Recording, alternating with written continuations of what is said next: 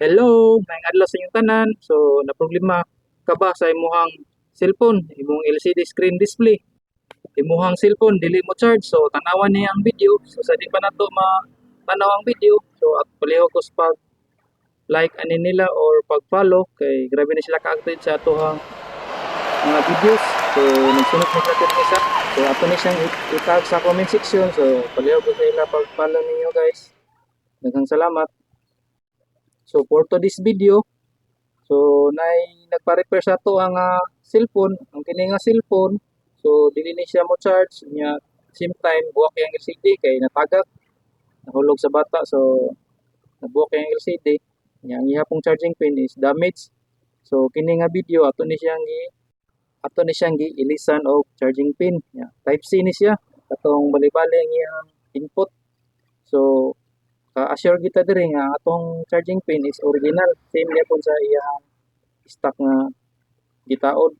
So ang kining type C mong good kung mag DIY tani so mas lisod ni siya kuanon trabahoon kay ang ihang data ni is 16 ka buok so daghan kay siya tiil. Grabe ka microscopic ni ihang mga data. Once nga masipyat tani og sulda or magsikit so madamage siya charging board or charging IC.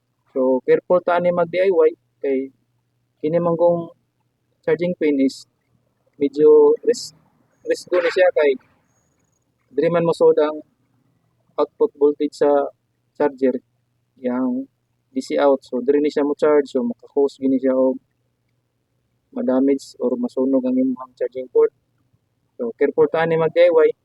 So ato yung gi-replace diri nya ato dayon gi-check ang iyang mga connection nya at the same time ato ni siyang ginuan iyang mga excess nga solder paste so ato ni siyang i-remove nya kini nga video is nag-test ani sa iyahang LCD nga replace niya kini nga unit. So sa customer ni nga LCD so dala ni niya order through online. So nakarisgo ning through online kay once nga na defective ang iyang screen or LCD so as kay taguras nga gahinan kay ato man na siyang ibalik nya atong paripanan or pa-replacean. So careful gid pud taning mag order online. So ato ni siyang gitaod ang atong so ato ni siyang i-actual test ang LCD nya ato itawod ang mga connector para mabuan na to kung ni-charge ba o condition ba yung LCD. So ato i-test sa charger so as good functional na iyang charging board kat atong gilisan nga charging pin nga type C 100% okay siya nya ang LCD po niya ato ni siyang i-turn on nya ato siyang i-test ang iyang mga responsive touch or high